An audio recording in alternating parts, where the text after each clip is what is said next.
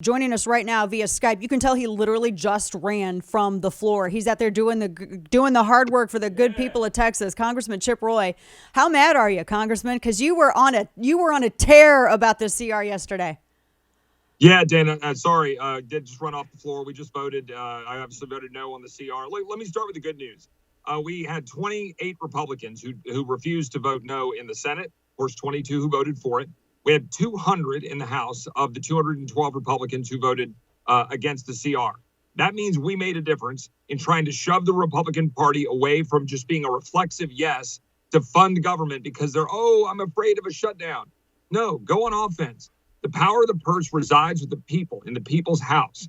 Our job is to say, no, we're not going to give you a blank check to conduct all the things you were just rattling off, all of the things that they are doing to the American people, a Department of Homeland Security that's leaving our border wide open, Americans dying from fentanyl, migrants dying on the border, ranches getting run over, cartels getting empowered, China gaining a foothold in the Western Hemisphere. We're not going to fund FBI agents that are targeting a father of 7 in Pennsylvania or targeting parents with domestic terrorism threat tags. We're not going to fund IRS agents to go after the American people. We're not going to continue to fund an energy program that's destroying our energy independence, making our grids unreliable, subsidizing wind and solar to damage our standing in the world stage. And we're not going to fund a Defense Department to keep jamming needles in people's arms or force them to get fired. Look, there are things we can do to use the power of the purse. We should do it.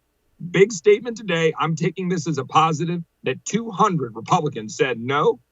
Now we need to build on that in December, and we need to tell those 22 Republican senators, get with the program, because we need 41 of you to find a spine and fight to stop this terrible funding of the tyranny that these guys all campaign against. It is amazing that them in the Senate. That's shocking to me. We're talking with Congressman Chip Roy. As you can see clearly, he's right there outside the Capitol, just coming fresh off the floor. I was going just through some of the gun control stuff that's included, but you just the other day had a very lengthy deep dive into every single thing that is in this.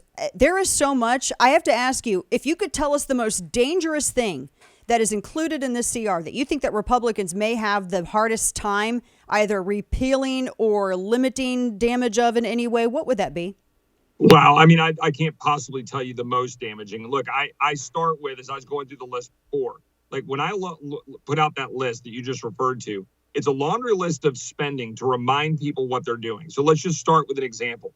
There's $45 billion in our annual CR for the National Institutes of Health. All right. That includes $6.3 billion for Anthony Fauci's little domain, $8.5 billion for the CDC, $3.3 billion for the FDA, $122 million for the World Health Organization, $612 million for OSHA, which tried to shut down private enterprise if they didn't mandate jabs. Look, all of that is money that's going out to target the American people. Now, yeah, there's good stuff in all of that, of course. But we got to remember, you're writing those great big checks, borrowing money to fund all of that. And they're using that power to go after private citizens. The FBI, that's $11 billion. The IRS, that's about $13 billion. And that's just on top of the billions that we gave them to double the size of the agency. Exactly. So you've got an annual budget of $13 billion for the IRS. We just gave an $85 billion 10-year additional appropriation to hire more. And you're going to mean to tell me you're going to do that and allow the IRS to target citizens. How about the fact that we're funding $5 million for John Kerry to fly around engaging in all this climate nonsense? How about the fact that we are continuing to fund dollars for ICE and Border Patrol? Now, God bless them. I want them to get their funding, but we're giving them a check to process people into the United States. It's very limited. Law. Don't do that. We could require that if you're going to get this money, you must detain fully or turn away. We could make that requirement. We're Congress. That's what we're supposed to do.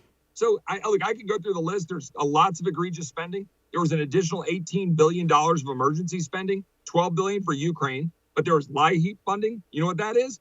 Emergency funding to help people pay higher gas bills and heating bills in the winter because of the very policies these clowns are adopting after they just tax the hell out of fossil fuels and methane in August. So this is the way Washington works. Create a problem, spend more to try to deal with the problem. Last quick question for you, Congressman, talking with Representative Chip Roy, who just got off the floor there in D.C.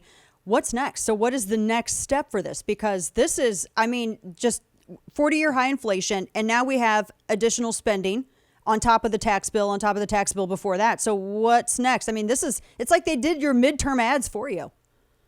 Well, what's next is we have a strong October, and the American people need to rally around, and we need to make sure we get the right people in charge of the House.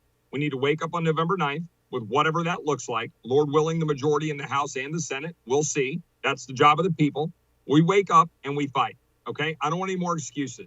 And I'm not going to pull punches. I'm not. And this is a. You never have, though. So.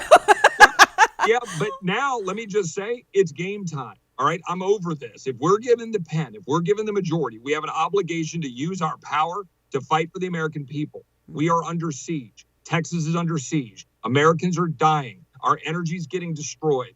We're being targeted by bureaucrats, targeted by authoritarians at the FBI and the IRS. These are real things. These are demonstrable. We need to use our oversight power. We need to have committees and expose it.